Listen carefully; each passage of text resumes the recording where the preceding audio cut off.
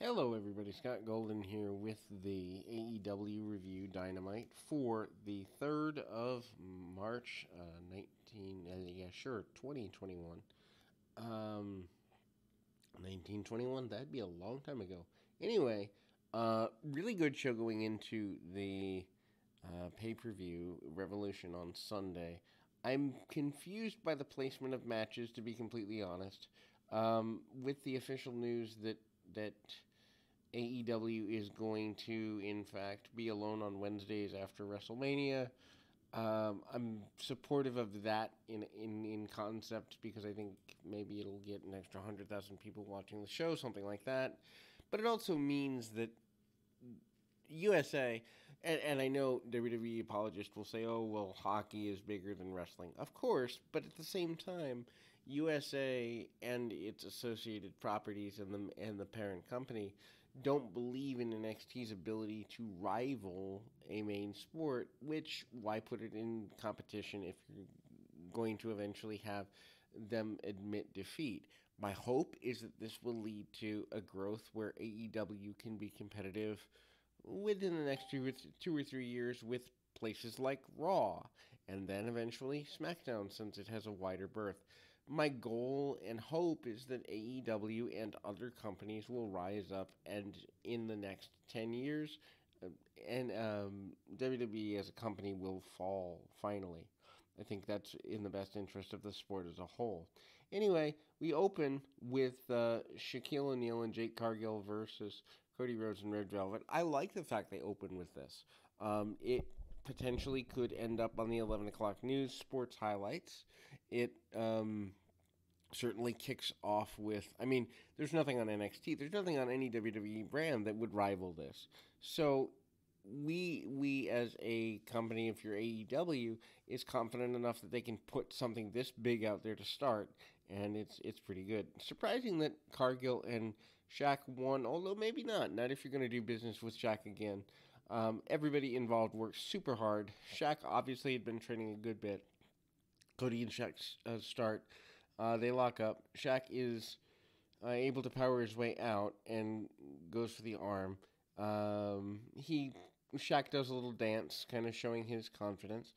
Cody sends him to the corner, lays in some hands. Shaq turns it around and nails a hard chop. He then counters Cody with a back body drop, which is totally cool because I haven't seen a back body drop in a while. Shaq continues his offense, several more chops. Then Cargill tags herself in, and ultimately her and Velvet rise. And I will admit to being wrong. Red Velvet rose to the occasion in this match in a way that I didn't even think was possible or likely. Uh, Cargill down Velvet with a bicycle knee. Velvet fights back with some kicks, but gets overpowered. Cargill has a lot of potential that I didn't expect either. So I'm really surprised by 3 of the 4 people in the match. And you can say that Cody is the general calling the shots in this, and I would agree with that. But at the same time, all 3 other competitors had to rise to make that work. Velvet lands a diving cross body. Cargill rolls through and hits a fallaway slam. That was expertly done. Like, I've seen uh, men and women who couldn't have done that, and they've got 10 years' experience. Cargill provides Cody and kind of provokes him. And then that leads to Cody running across, knocking Shaq off the apron. Austin Gunn uses a chair from outside because he's, I guess, now part of the Nightmare family. I don't necessarily get that. Shaq goes nuts on the Nightmare family. Um, and then um, takes about 3 of them out. Camera pans over. Velvet lands a moonsault, and Cargill um, get you know gets nailed as does Cody, and so I mean the back moonsault by Velvet, wow, it was pretty intense. Velvet scores a kick, or Cargill scores a kick on Velvet, and Cody gets tagged in. Um, Shaq comes in. Shaq calls for test of strength. Cody nails him in the gut. Shaq hits a knee lift and then hits a power bomb. Uh, Cody hits some right hands and slams Shaq for near fall. The slam was well done. Women tag in. They trade strikes. Middle of the ring. Velvet runs into Cargill's spine buster. Cody breaks up the cover. And then there's this amazing dive over the top rope by Cody. I mean, he long jumped into Shaq, taking him out, crashing through a table on the floor. Velvet then hit a spear on Cargill for a near fall. She tries to follow up. Cargill overpowers Velvet and hits a wheelbarrow facebuster. Shaq's loaded into an ambulance. Tony Schiavone tries to interview when they come back, and the Shaq is, however, gone when they open the ambulance. It's a weird thing. This match, if you've never watched AEW before, go out of your way to watch this. This is like one of those car crash, oh my gosh, wrestling is fun again. And if you have a non-fan who you're trying to convert into what wrestling can be, this would be cool. I mean, it definitely surprised the heck out of me. I was nervous going into it, thinking it wouldn't be great, and it totally surpassed my expectations. Pac and Ray Phoenix against John, Skyler, and D3. They go maybe 60 seconds. This was to pop the crowd with a different style, and they did that. But the D3 and Skyler get no offense. Pac and Phoenix throw shot after shot, dive after dive. 450 from Pac, and the flamethrower driver from Phoenix finishes it off. Then the Inner Circle press conference is up next, moderated by Dasha. Jericho and MJF are joined by Santana, Ortiz, and Wardlow. Someone asks a question. Their mic doesn't work. Jericho talks about his career accomplishment, including being a 7-time tag team champion. He says none of his partners are better than MJF. He name drops both Paul White and The Big Show. And Dwayne Johnson as former tag team championship partners. So well done there. Conrad Thompson of his podcast network over there grabs a mic and it works. He asks about the chances of Sammy Guevara coming back to the Inner Circle. Jericho and MJF explained that, well, that's a dumb idea. Jericho explodes on him and yells at him and sends him away. Next question, they were asked about the Young Bucks' father from last week. MJF said it was an act of self-defense. He's upset because his suit got bloody. He then said it wasn't his idea. Santana takes the mic and says that wasn't a lie and that the Inner Circle, he said that that's a line the Inner Circle wouldn't cross. Eric Bischoff's up next, and he asked a question specifically for Jericho. He asked if he knew the condition of Papa Buck, then asked how stupid it was to give more motivation to the Bucks going into their pay-per-view match on Saturday. Jericho said they didn't know Papa Buck's condition and they didn't care. Bucks come out. They talk about how their dad's the greatest dad in the world. They talk about all he taught them about hard work, all day, and giving them opportunities. They basically make fun of the parenting received by MJF and Jericho, basically saying that their parents taught them nothing. This allowed the Bucks to help create AEW, and that's the only reason that MJF and Jericho are currently in high-profile wrestling positions. Bucks nail super kicks on Jericho and MJF, and there's a brawl that ensues with the Inner Circle. The Good Brothers come out. Brandon Cutler, referees, and backstage officials also get involved. Santana and Ortiz were placed on tables, and the Bucks hit sentons through the tables, putting them through. And, I mean, this was fine. I actually, to be honest, because the pay-per-view is so built around Omega and Moxley and, Sting's return and all of that, I kind of had forgotten about the tag team title match, so this was a well-done angle to make it matter. Video package Kenny Omega and John Moxley is up next, focusing on the background and brutality of their existing feud and the brutality of exploding barbed wire deathmatch stuff of Shushi Onita, the one who innovated the whole concept, is part of the video. Then, more fun, FTR, Cash Wheeler, Dax Harwood, and Tully Blanchard with J.J. Dillon. Yes, J.J. Dillon at 75, 77 years old, whatever he is now a manager of the, I guess, the three-way. Blanchard and the tag team and all of that, but we'll get to that in a minute. Anyway, FTR and Blanchard defeat Jurassic Express, Jungle Boy, Luchasaurus, Marco Stunt.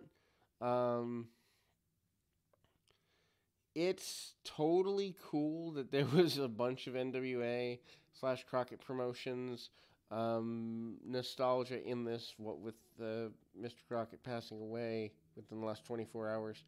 Condolences to his family.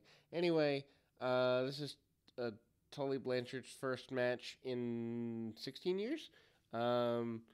He comes out with the old NWA United States title as a kind of a sign of his former glory. All 6 men square off for the bell. Jungle Boy and Harwood are the 2 left in the ring. Jungle Boy manages to get rid of both FTR and hit drop kicks immediately, going for the snake trap. And Harwood's too close to the ropes, and Wheeler pulls Jungle Boy to the floor, which leads to another falling victim to the snare trap. Jungle Boy and Wheeler are on the floor. J.J. Dillon slips Harwood his shoe, and then he obviously uses it, but that only leads to a near fall. Tully tags in and teases a dive, but then thought better of it and struts instead. And then the heels continued the beatdown on Jungle Boy. Wheeler goes for the corner splash, but then goes into the boot from Jungle Boy, allowing Luchasaurus to tag in. Luchasaurus goes nuts on FTR and then tosses Stunt into Tully. And Tully takes a bump at 67 years old. Luchasaurus hits a double German suplex before getting a choke slam. Harwood escapes out, and then Harwood avoids a corner spear, sending Luchasaurus into the steel post. Jungle Boy topples Harwood, sends him over the top rope, sends him into Luchasaurus for the near fall. Wheeler pulls Luchasaurus to the floor and then hits a spinning DDT.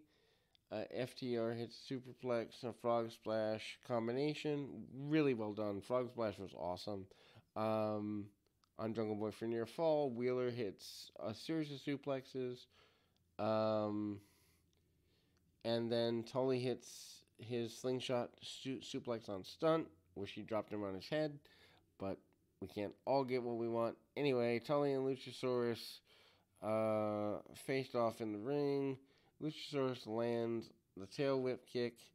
Jurassic Express hits their finish, and Wheeler kicked out of their finish. Jungle Boy tries to land a dive on Harwood and Tully. Cameraman gets in the way and then attacks Luchasaurus with the camera.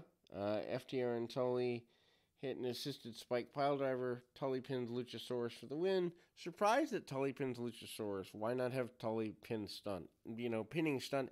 I mean, honestly, I think a 5-year-old kid can pin Stunt at this point. It wouldn't matter. But I don't quite understand Luchasaurus taking the fall because there's still money to be made with that character.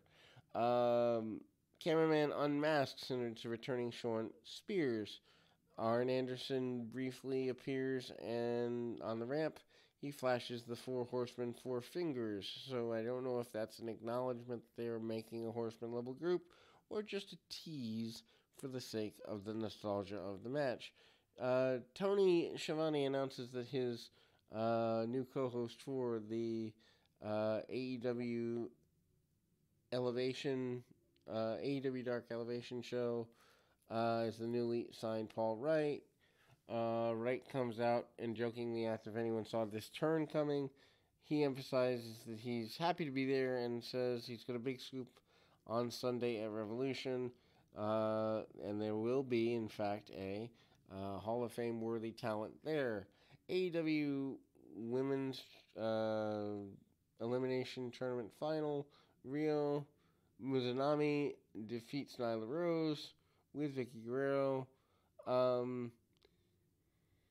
mean, it was a fine final. I actually am surprised they went with two Japanese talents. I think that was better than having, any of the American talents challenge here. Mizunami, it's pretty fine. Guerrero returns to manage Rosa in this particular match after not being in the others. Shoulder block battle early, and then they trade forearms. Rose gets a knockdown in the match. She goes for a quick beast bomb, doesn't get it. Mizunami powers out and lands a series of hard chops in the corner. Mizunami then does the rope gimmick, managing to hit a clothesline in the corner. Rose flattens Mizunami with a flipping senton, then a power slam for a series of near falls. Mizunami gets a couple of hope spots in.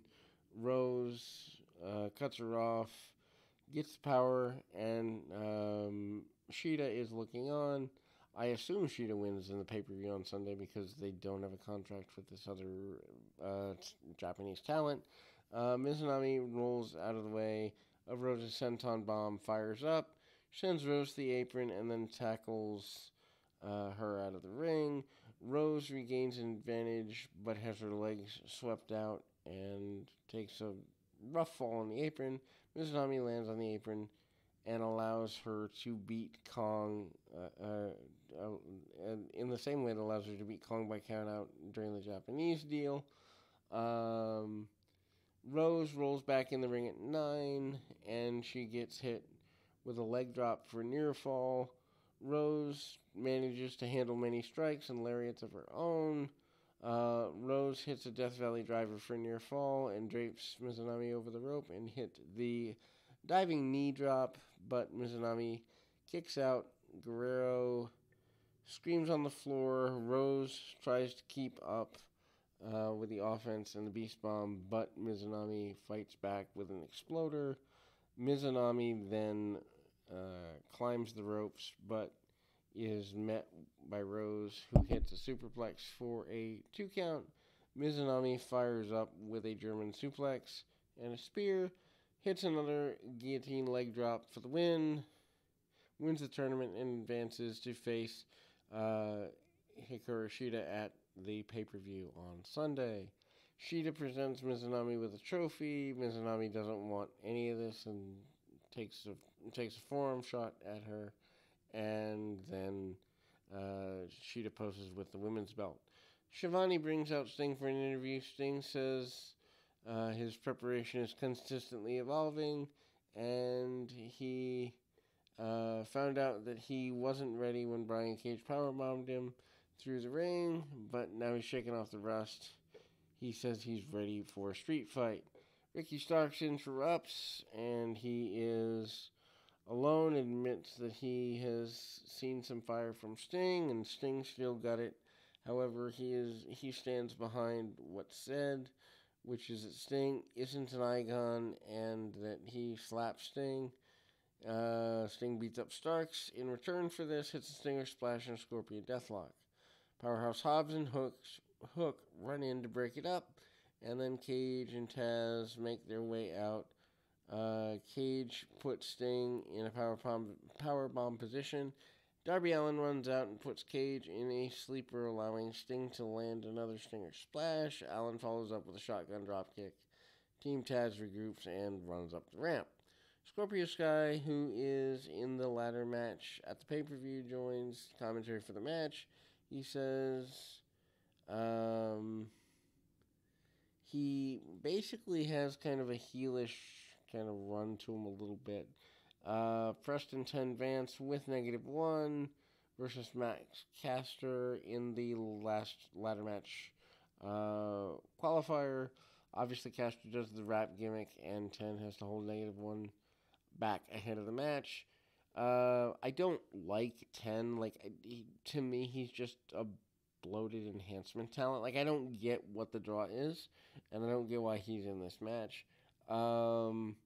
Anyway, he lands a running crossbody for near fall, follows up with some right hands in the corner, and clotheslines Caster out of the ring. Caster takes over on the floor. Show goes to commercial. They recover, and they go into a comeback when he comes back.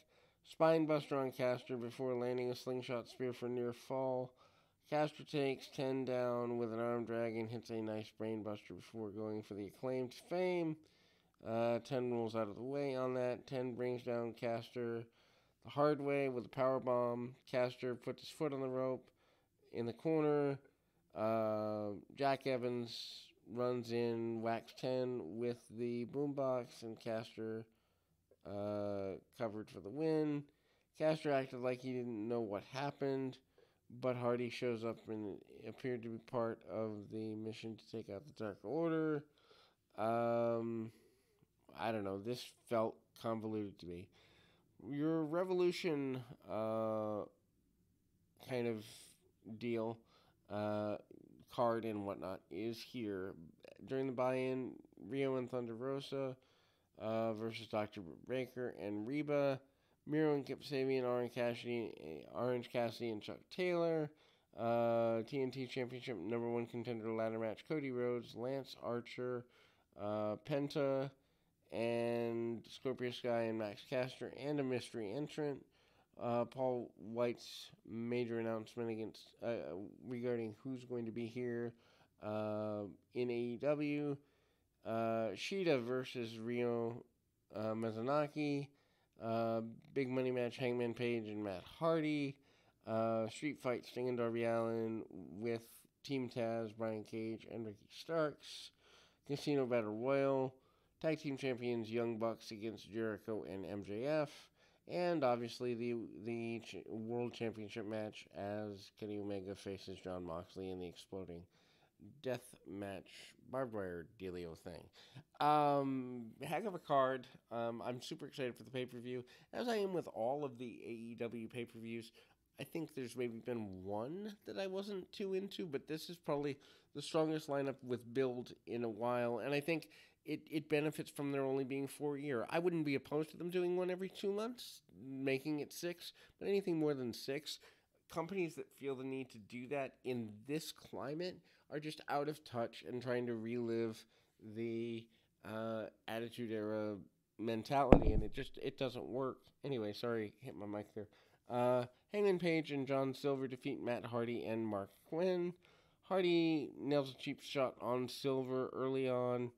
They take control. Page tags in, tries to lariat Hardy. Hardy tosses Silver in the way. Page stops himself just in time. Quinn tags in ahead of the commercial. He gets pounded into the mat quite well here. Back for the break. Silver is tied in the ropes. Hardy sends him crashing. Hits a side effect on the apron. Ouch. And Hardy and Quinn beat down on Silver. They make frequent tag, and Quinn eventually goes after Page's knee, but kicks Hardy by mistake in the follow-up. Page takes advantage with follow-away slam on Quinn, and then hits a plancha onto Hardy on the floor. Quinn stomps Page upon re-entry to the ring. Death Valley Driver, and then Page tosses Quinn into the corner. Hardy tags in. Hardy wouldn't do it, and then Quinn is able to kick out of Page's knee, tags Hardy in, who calls for the twist of fate. Page counters it into a back suplex. Silver tags back in. Silver crushes Hardy with a spear. And then lays some kicks in with a brainbuster. Hardy kicks out at 2. Quinn takes over and takes out Page. Hardy dominates Silver with a back suplex, and Quinn lands a missile dropkick. Silver tags in Paige, and they work over a bunch of moves. Quinn concludes with a buckshot lariat for the win, and Paige and Silver win. Hardy has a chance to break up the pin, but he wouldn't get involved. Post-match, Hardy attacks Paige with the microphone and lands a bunch of shots. Cuts promo on him about the pay-per-view. Dark Order comes in, makes the save, -1, directed traffic on the stage, and the teams in the Casino Battle Royal came in and they brawled to close the show. I mean, ultimately, I don't think this is the way I would have ended the show. I think this is the way I would have started the show, but at the same time, overall, this was a really good Dynamite. It blows away anything WWE is doing. It gets people ready for the pay-per-view. I had forgotten how stacked the pay-per-view lineup is. They did a good job of making me care about most of the matches in the pay-per-view, and it's a cool thing for Sunday. In any event, keep your feet on the ground and your mind in the moment. Till next time, everybody.